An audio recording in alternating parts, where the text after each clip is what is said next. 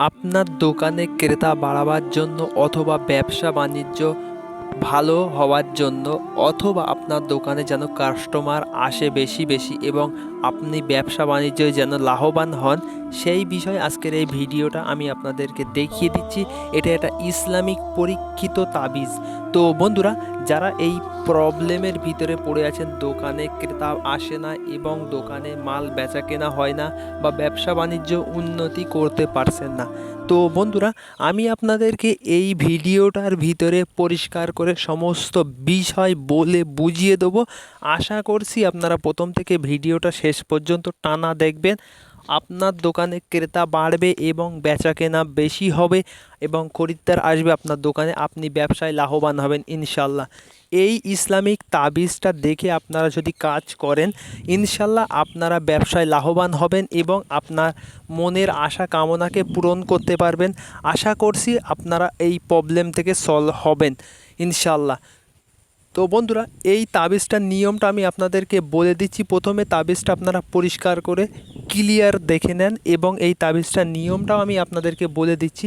যারা এই তাবিজটা দিয়ে কাজ করবেন, নিজের বাড়িতে বসে কাজ করবেন, কোনো রকম টাকা পয়সা কিচ্ছু খরচা করতে হবে না। নিজের বাড়িতে বসে এই তাবিজটা দিয়ে আপনি কাজ করেন, আপনার দোকানে রাখেন, ইনশাল্লাহ আপনি অবশ্যই সাকসেস হবেন। প্রথমে পরিষ্কার করে নকশাটা দেখে নেন।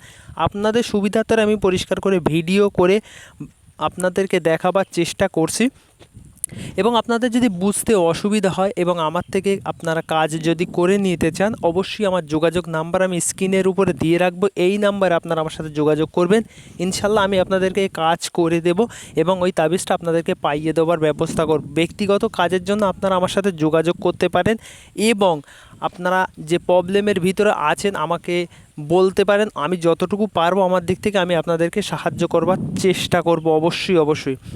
তো বন্ধুরা, এই তাবিজটা কিভাবে লিখবেন এবং কিভাবে লিখলে আপনাদের কাজ হবে সমস্ত বিষয় আমি আপনাদেরকে বলে দিচ্ছি। এর নিয়মটা আপনারা দেখে নেন।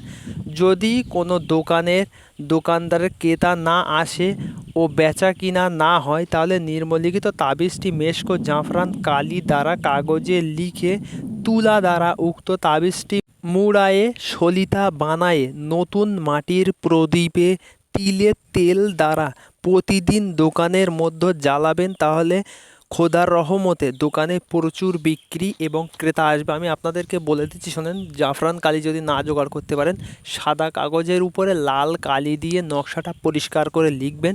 লিখবার পরে ওই তাবিজটিতে অল্প একটু আতর দিয়ে নেবেন। নেওয়ার পরে ওই তাবিজটা তুলোয় মুড়বেন, মুড়ে ওই প্রদীপে জ্বালাবেন। ইনশাল্লাহ দোকানে প্রতিদিন আল্লাহর রহমতে অবশ্যই আপনি লাভবান হবেন এবং দোকানে ক্রেতা আসবে।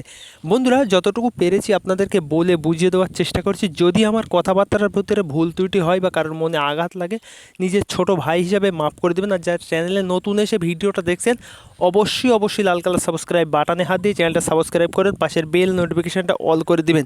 তো বন্ধুরা, আপনাদের সাথে দেখা হচ্ছে নেক্সট ভিডিওয়। ততক্ষণের জন্য আপনারা ভালো থাকবেন, সুস্থ থাকবেন, আমার জন্য দোয়া করবেন। ধন্যবাদ।